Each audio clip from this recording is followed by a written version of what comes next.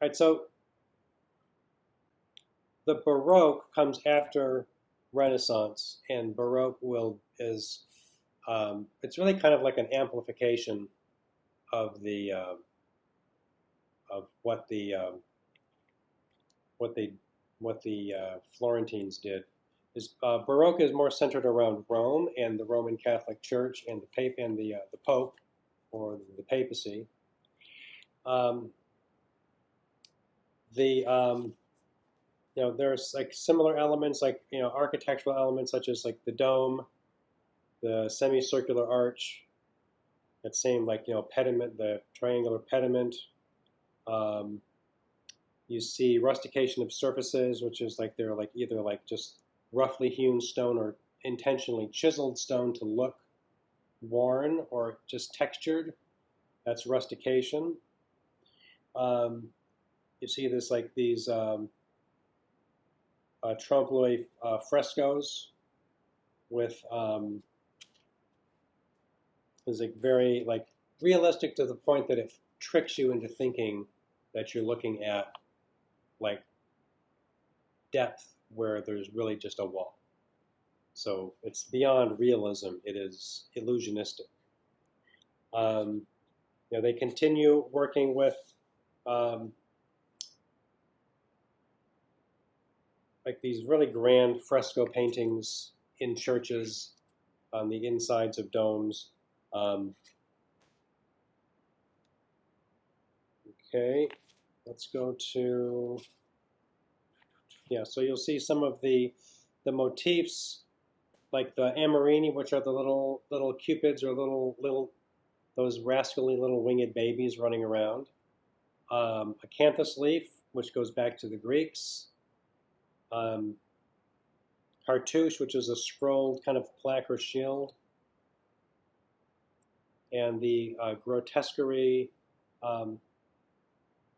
not as much as the Renaissance, but really what you see so Baroque, the term Baroque is like comes from a term that means like a imperfect or irregular pearl. So it's this beautiful, like maybe like a pearl that is like kind of like weirdly shaped, and it's kind of the sort of like irregular or even elaborate appearance of something came to be applied to Baroque. And it's because it is theatrical, dramatic, even playful, and it's a departure from the really strict classicism of the Renaissance. The Renaissance was very like where we've recovered the knowledge of the Romans, and so there's almost a reverence of what the Romans achieved that they now could also achieve and move past. So people like Michelangelo went well past where the Romans were, and they took it past where the Romans had been. Baroque goes even further and reinvents it more as a contemporary style. So it's not so important that it be a copy of Rome. It is something this like still more like alive or happening now, or when it was happening, which is in the 17th century. Some other important aspects to the Italian. So this is Italian Baroque. The Italian Baroque was also used as an expression of the Roman Catholic Church's Counter-Reformation. Does anybody know what the Counter-Reformation was? Well, the Protestant Reformation, Martin Luther, when the certain people broke away from the Roman Catholic Church in the early, early 1600s. So basically, like they're before Martin Luther, there were no Protestants, and and another guy in Switzerland named John Calvin, who was a little bit more severe uh, than Luther was. So the in countries like Germany, Netherlands, um, mostly at that time, mostly like Germany was kind of like the place where like the Lutherans broke away from the Roman Catholic Church, and basically what they did is they just said that the Pope has no authority over us. How dare you? And so, but it became very successful because they printed the Bible in German in the Netherlands. Like so, they printed it in local languages so people could read the Bible for themselves. I grew up with in a Roman Catholic. I went to Catholic schools. Baptized in Catholic church, born in a Catholic hospital, and I remember it was changing when I was in school as a kid, but really the way it's supposed to go is that the priest reads the Bible and interprets it for you, and then tells you what you need to know. Catholics traditionally were discouraged from reading the Bible because really, I mean, it's kind of obvious. Like, why would you want people getting their own ideas about their religion? It just leads to problems like Martin Luther, you know, and one of the problems with the Reformation, one of Martin Luther's big problems with the Roman Catholic Church, there were many, the selling of indulgences. Does anyone know what indulgences are or were? I hope nobody's still selling those things. I mean, it's, to me, like, as a Roman Catholic, I think it's delightful. Um, so there's hell, there's heaven, there's purgatory in the Christian tradition. We know heaven, we know hell. Purgatory is a place that this was described to us in fourth grade. You are it is unlikely that you're going straight to heaven when when your time is up. And like we're fourth graders, like, oh wow, really? And like fourth graders, they're ready for this. And so what happens is, like, if you're not bad enough to go to hell, there's a special place called purgatory where you go and work off your sins before you're pure enough to go to heaven. Indulgences are something that you can do on earth if you have a lot of money. You can give like a lot of money to the church, and you will receive an indulgence, which is time off of purgatory. Which is like, and sort of like someone like Martin Luther is like, how can you do that? You, the bishop, you, the pope, how can you like knock time off of someone's, it was, So basically, it, give them money and they'll knock time off of your time. yes, it seems kind of Okay. corrupt. It's Yeah. So, so Martin Luther's like, I don't know about this one. So that was part of what they broke away over. So later, after the Protestants become very successful, like a lot of people, like, yeah, I kind of like this, like not having the church breathing down my neck, um, and um, so the Roman Catholic Church gets sort of organized and says, well, we got to fight back, and so Baroque architecture, like the Baroque, like ecclesiastical architecture or church architecture, is meant to really push the power and glory of the Roman Catholic Church and the papacy in general. So it's flexing, is what they're doing with Italian Baroque. And the Jesuits, which were the sort of like the religious order founded by Ignatius Loyola, they were the kind of like the soldiers of the Counter-Reformation, and this like gets into Spanish Inquisition and poor treatment of non-Catholics. So I think it's I wonder how much they talk about it at Loyola University. Like, oh, Iggy, yeah, they were tough guys. Um, but it's part of the history. So around the year 1580 is the earliest example of Baroque architecture. It's a Jesuit church. Um, I'll show you pictures of that. Let me see if I can bring this. I can bring this up now. Uh, now that we're doing this, well, get me to this here so I can share my screen. There. Okay. Okay. So here we go. So the Baroque in Italy.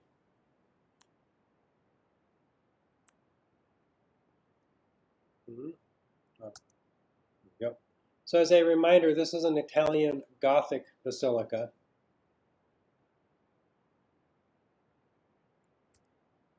This is the San Andrea in Mantua by Alberti. This is about, well, this is Italian Renaissance. Classical features, the curving arch, triangular pediment, those pilasters with the Corinthian capitals on them, and they're set up on pedestals, which is a Roman solution to columns.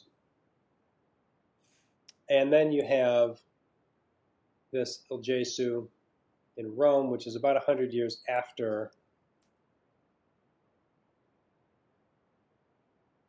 there, 100 years after this guy. There. So this looks quite a bit different. And there are some, so this is like, I guess it's a more unique and non-Roman treatment of the architectural motifs. So like in this church, these great big scrolls that kind of bracket the upper section of the church are really like I think I can't think of any example of this being done before this. The double pediment, the curving pediment and the triangular pediment, that's a flourish. That's them saying like, well, I don't know, we can't decide. Triangular pediment, semicircular pediment, let's just do both. It'll look cool. So they did a lot of stuff to because it was interesting. There's this, the cartouche here above the entrance, and then another small semicircular pediment. So you can see like these like Roman, like classical Roman elements on it, but the combination is unique. Here, the interior of this. So, Baroque, as I've said, Baroque architecture is designed to celebrate the power and glory of the Roman Catholic Church. It is a declaration of the success of the Counter-Reformation, which was a response to the Protestant Reformation. The places like Spain, Italy, France, those were places where the Protestants did not do well. And as some of you may know, the Church of England, or the Anglican Church, was created by Henry VIII in the early 16th century. It really seems that the primary reason was he wanted to get divorced, and the church would not give him an annulment of his marriage. And so he said, well, I'm going to make up my own church. I'm the King of England. I can do that. And then that has become, like, that's also what would be considered a Protestant denomination. But it wasn't done for the same reasons. It was like a power thing between Henry VIII and the Pope. Okay. So here is the altar of St. Ignatius Loyola. So some of these, like these churches, will have like altars, a lot of side altars, where you would have like here. It's something that's like honoring a saint, or honoring some, maybe honoring a a patron that might be particularly holy. But often, like you have side altars for saints, um, Virgin Mary, very important people who deserve an altar. So I know, and it's not meant to say that you're praying to Ignatius Loyola, you're honoring Ignatius Loyola. So what's the word? Sorry. Side, SIGHED? Oh, side, SIDE, as in literally Oh, it's off to the side. okay. Yeah.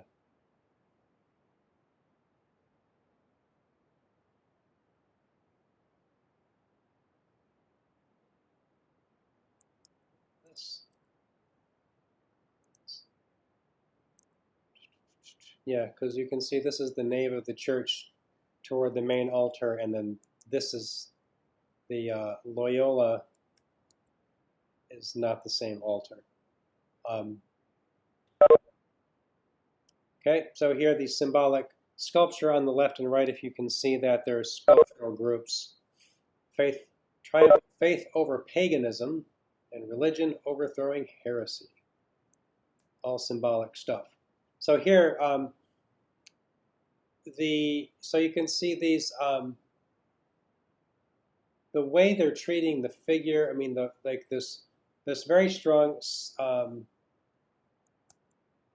expression of movement. Oh, let's go back to this.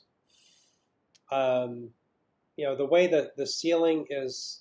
This is really like this, like the ceiling of the barrel vaulted ceiling.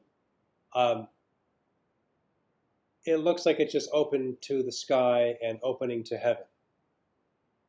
With there are a lot of like floating and flying figures in Baroque fresco painting, and this idea of movement and ascendant. Everyone's floating up to heaven, which is kind of the goal. And some of it is sculptural, some of it is painted in trompe l'oeil fashion. You can see clouds. The clouds are appear to be casting shadows on the ceiling, and they are not. It's just painted to look like that. Okay. And stucco is like the sort of carved plastic. So some of that is stucco or carved plaster. Some of that is fresco painting. Bernini, important architect of the Italian Baroque. This small church, Sant'Andrea al Quirinale in Rome. Again, unique. They're really like it's a unique combination of classical Roman architectural vocabulary, I think you could say. So the visual vocabulary would be that it has like a triangular pediment, Corinthian capitals, these large scrolls, or like a very interesting pediment over the porch. So it's a small church, oval plan, and oval plans were kind of popular during the Baroque. So here is one of the altars in this church. Broken pediment with a sculpture inside. So just like if you look at just the way they're treating the pediment up at the top, above that, like the what would really be like the entablature, that whole section above the columns. Broken pediment's got the big notch taken out of the curved pediment, and then this sort of like mannerist gesturing sculptural figure on a cloud.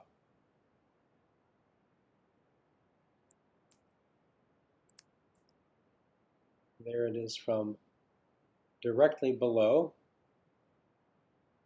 Let's see what I would. Those are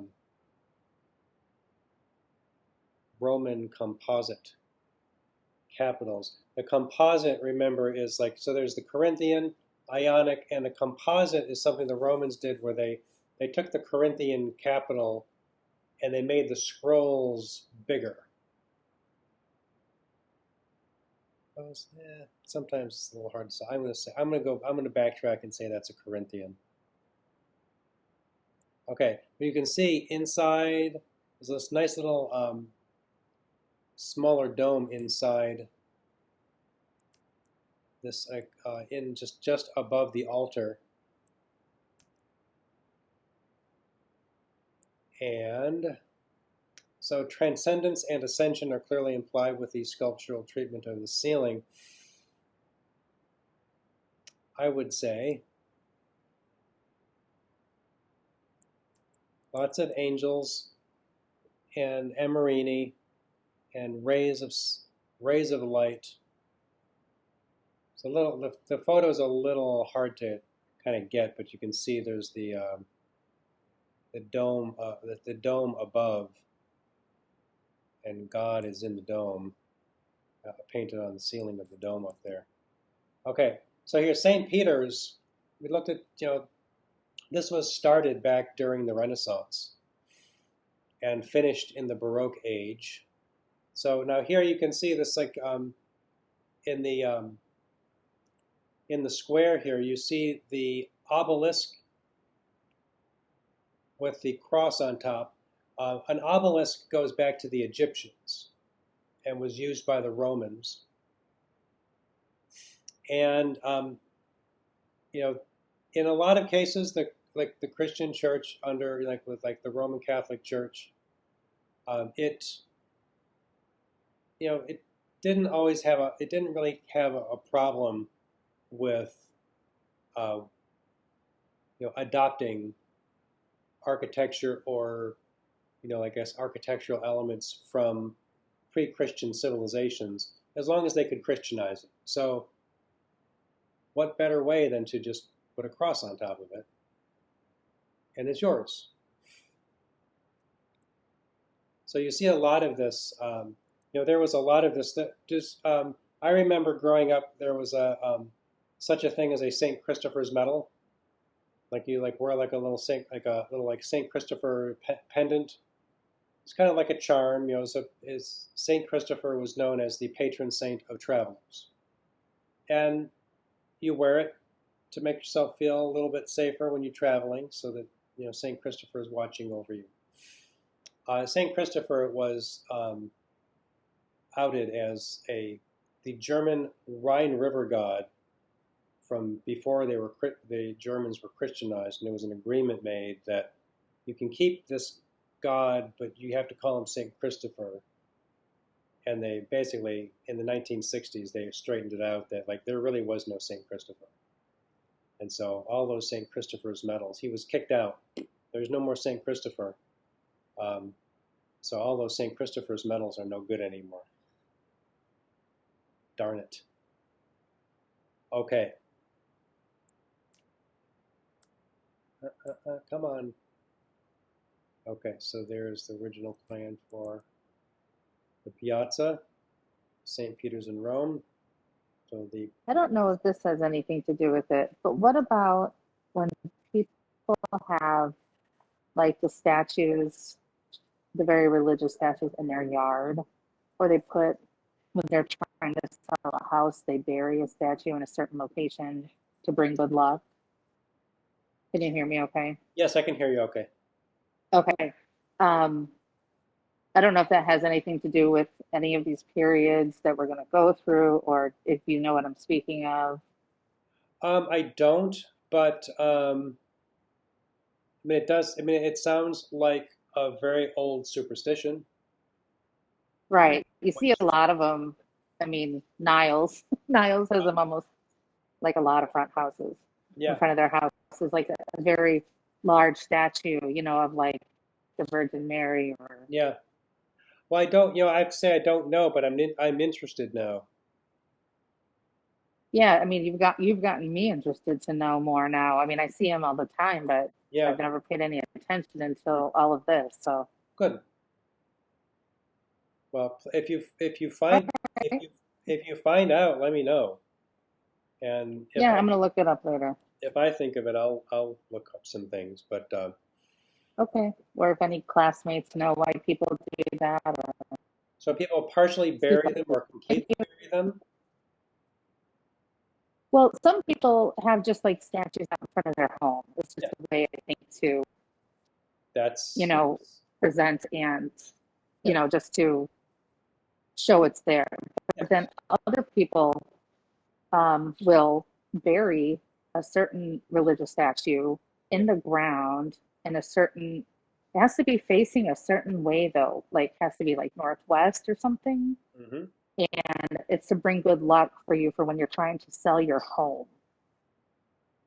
Yeah, we found one in a yard of a house that we bought, Yeah, and somebody briefly told me about it, but fascinating. that was all there was to it. And then we did it Interesting. back. But Well, it sounds Yeah, very interesting. I know who it is. It's Saint oh, Joseph. Is it Saint okay, Joseph? Yeah, who is he's the patron saint of home and family, and it's supposed to be helpful in real estate. I had a realtor once do that for us. I mean, we're not religious. She did it for us. Well, right. I just wondered if it had anything to do with any of these periods. That was all. yeah. Well, it'd be interesting to know when that started. I wasn't trying to like. I wasn't trying to like divert from the period you're speaking of. I just Well, didn't know that's if it had anything to do. that is If you're perfectly talking okay. about Saint Yeah. No, Christopher, I if don't. that had anything to do with like to tie into it. Hmm. Well, So it's an interesting. okay, well thank So we'll look up the information, see so if we can find the information. Yeah. right. But truly, the idea of you know like honoring the people who are important to um, the Christian church and Christian religion, it goes way back. So okay, so here's a medal. So this is commemorating showing the Bernini's original plan, St. Peter's, which is this is all kind of more squared off. So here there. So this is this sort of oval plaza in front with the obelisk in the center, and the entrance to St. Peter's. So it's interesting how you look at it in plan, and like you can see like the church back behind the entrance, and there it's you approach it and it's just a big solid facade. Okay, a tourist photo of St. Peter's. Here is an interior painting of St. Peter's from Baldacchino was designed in 1624 to 2233. So the Baldacchino is this very elaborate altar, I guess sort of like a canopy, right? Ciborium or Baldacchino. So the columns, those twisted columns, are referred to as Solomonic. Somebody during the Crusades, when the Christians went to um, areas that were like where the Christian religion was born in the eastern end of the Mediterranean. Um, there was a certain amount of there was some pillaging that went on. Of course, they thought they there was conquest, there was success, there was defeat. They set up um, small kingdoms that lasted for some period of time before they were run back out. Um, and someone found these twisted columns, sort of like these spiraled columns, that somebody made up the story that they had come from the Temple of Solomon, which is from the Old Testament, um, and they became popular. This idea of having these twisted columns became popular. So you'll see these twisted columns in architecture starting from this period, and they're referred to as Solomonic columns, and they're that design is considered to be um, a remnant of ancient architecture going back before Christianity.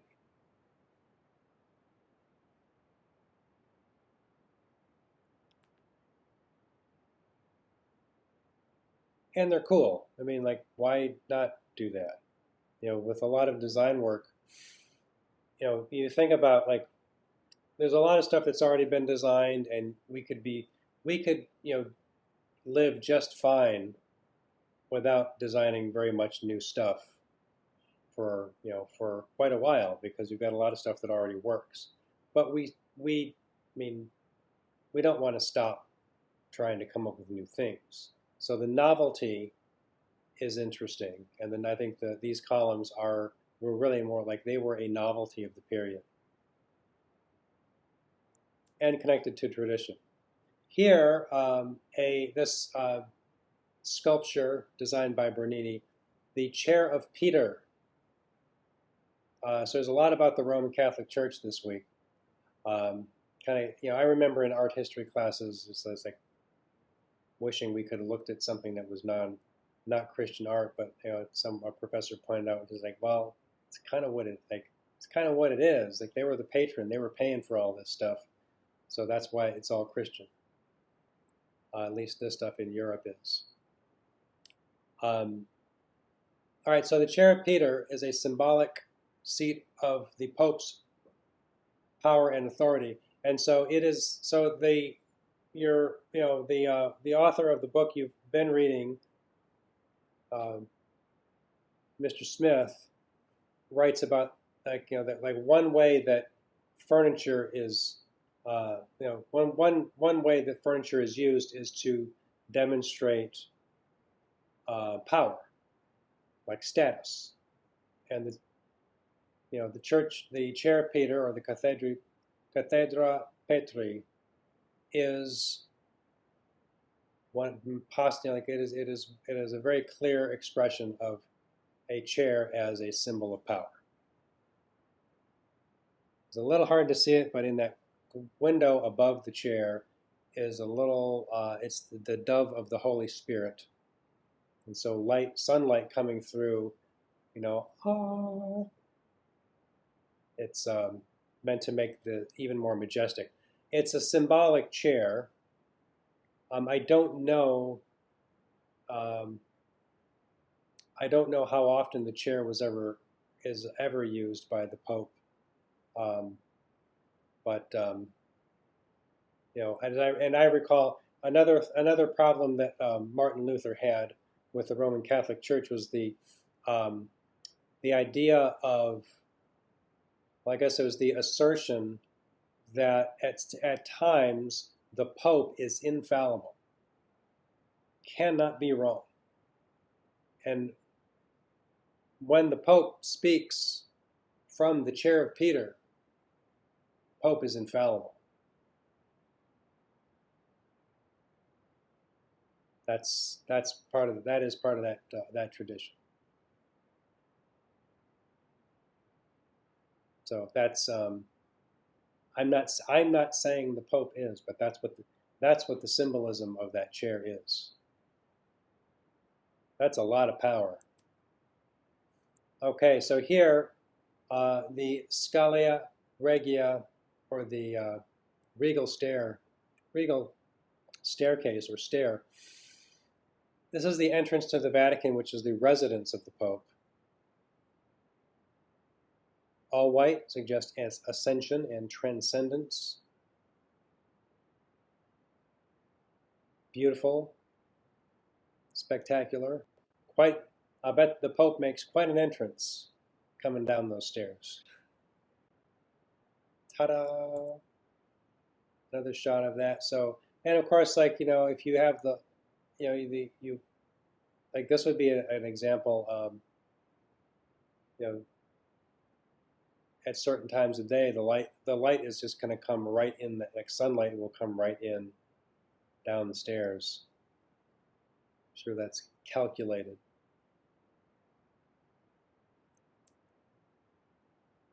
And here, getting into the later part of the Baroque, I love this facade. I love this funky, weird church.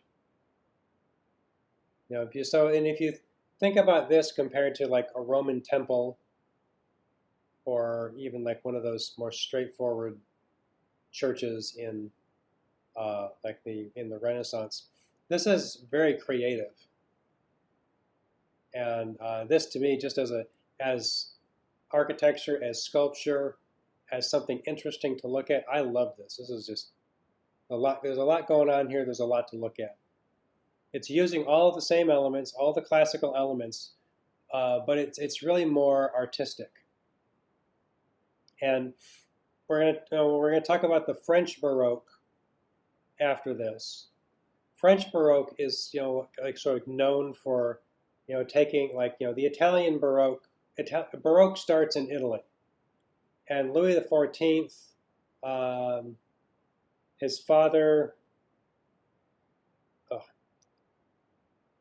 the French monarchs even before Louis XIV were hiring Italian painters, sculptors, architects to come up and work for them and bring this cool style, this new style, which at the time was not called Baroque. Baroque is applied later, so it's not like Borromini. It's like, I'm going to design a Baroque church today. He was designing contemporary architecture, and later on, the term Baroque is applied to it. So, under the French monarchs, the Baroque becomes like very symmetrical, hierarchical.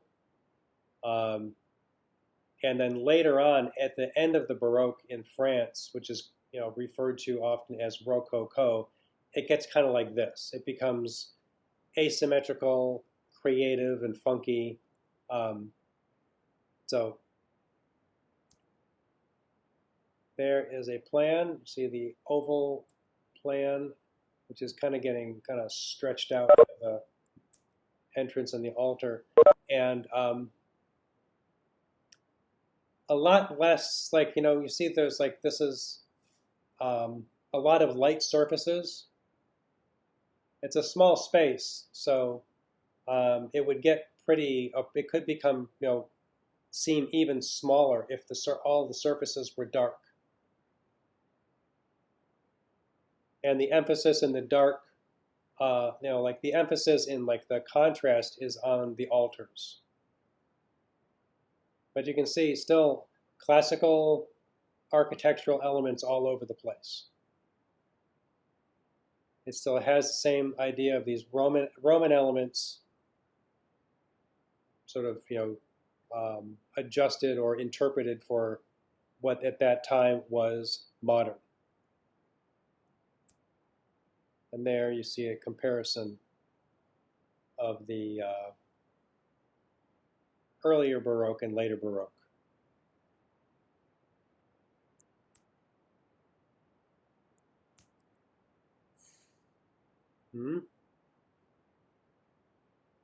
So a lantern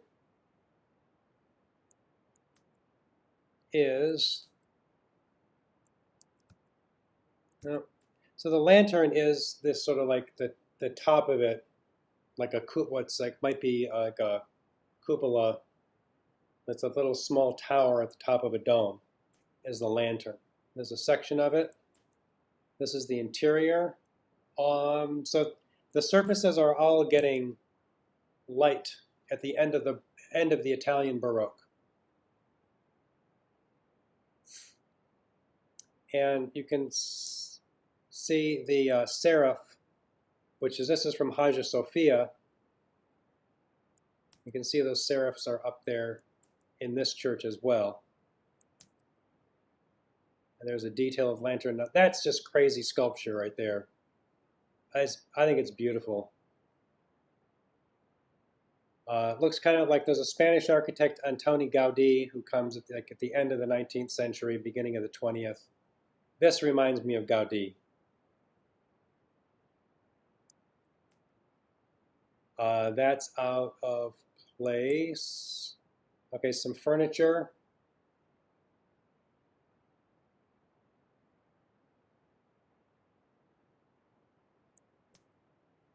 So there, cassone and this cabinet.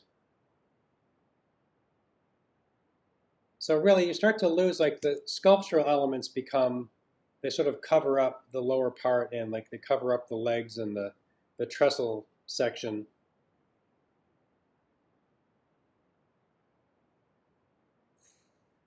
Um, and the figures supporting it. It looks like it's an attempt to use Africans as a feature. They were just getting to know, at this time, they were getting to know more about the part of the world. This is racist, which is, kind of common. Just thinking like they're, using people just as interesting objects. So here's some upholstered Italian walnut chairs, similar to the Renaissance sedia chair. They're just like a little bit, nicer. But you can see the wood, the joinery is really simple, nothing special. The Egyptian furniture was much, much more complicated in its woodworking than this stuff. This is more, you see the simple turn on the armchair, the very simple, almost like a little turned baluster underneath the arm. And you can see in the weaving of the upholstery, the guilloche, which is that braid border along the bottom of the seat and up on the sides of the armchair. There's a sedia. Just call this a sedia also. And here, Italian armchair. So this gets later with this scroll, like sort of carved, so like wave scroll, looks kind of like, almost like a crashing wave or something like that. It's exaggerated. It suggests movement and some sort of organic form. Something growing, like a leaf, a wave. In some cases, it looks like it is like starting as an acanthus leaf, but some of them, they look like kind of like ram's horns, snakes. I don't even know what.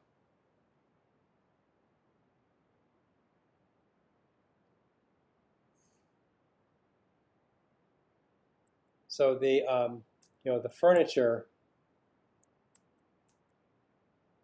is becoming, it's almost like they're just really taking advantage of the sculptural aspects of this furniture. Or I guess just like, I mean, why not? Make it interesting. It's really why you do this kind of stuff. Okay. There, heraldic cartouche, 16th century trestle table. Oh, and there's this is like a late Baroque Italian throne, where the ornament is the structure, and it's like if anyone sitting in that chair would just be surrounded by all of this elaborate flowing sculpture.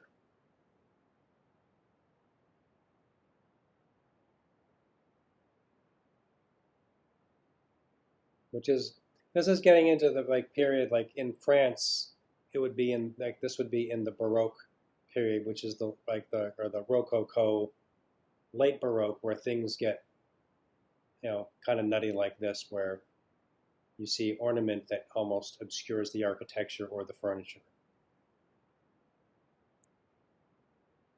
So from Renaissance is this like a recreation of Roman, and then you get to this, which is a very, I guess, unique treatment. Okay, that's Italian Baroque. We're going to have a break, unless do you have any questions at the moment about this?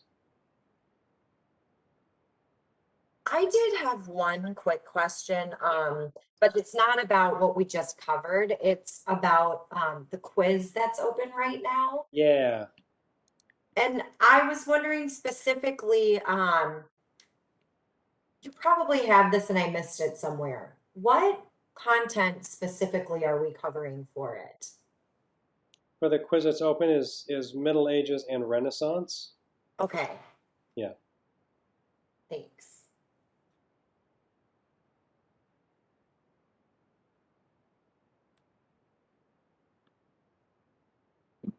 I mean, the chair looks sort of similar uh, to the Renaissance, right? So how, if a chair is presented to us, how, sorry, how would we differentiate it? Like it has the in the Renaissance, we can see the big chest, like the marriage that also had similar animals and I think with the difference between Renaissance and Baroque in Italy is that in the Renaissance it tends to be symmetrical, and in the Baroque it becomes asymmetrical. So symmetry is when you have a presumed center, and on either side of the presumed center you have equal elements. Kind of like my hands are, so like mirror image symmetry. mhm. Over here, same number of fingers and kind of in the middle. Yeah. Asymmetry would be kind of like that, where you have unequal elements on, like you don't have equal elements on, like, either side of the chair. A lot of them are approximately symmetrical, but like the figures underneath the chair are not symmetrical. The Yeah. Marini at the top with that cartouche are not symmetrical. So that would be one difference. And the Italian Renaissance stuff is not this elaborate. Okay. It's like this is like ornament to that ornament that sort of is the structure and obscures the structure at the same time. Okay.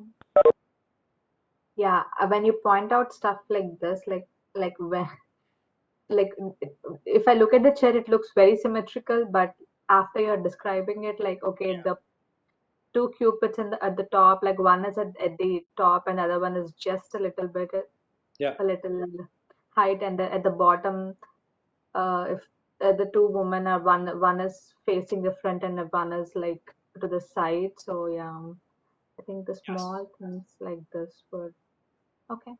Yep. That's good. Well, it's a good observation because it could, when there are some parts of it are symmetrical or very nearly, and then the more you look, you'll see that there are definitely, it's kind of like asymmetrical looks more natural, Mm-hmm, and mm-hmm. symmetrical looks very like it can look more artificial and like manufactured. Okay. Yep. The church made more sense, like because it didn't have like very symmetrical columns or semicircular arches, etc. Mm. But yeah, good to know Yeah, specifically what to look for. Yes, that facade is very obvious. Where do we go here?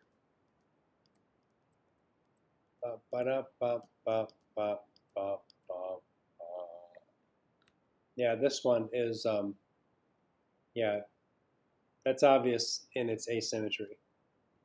Yeah. But is it from this side, um,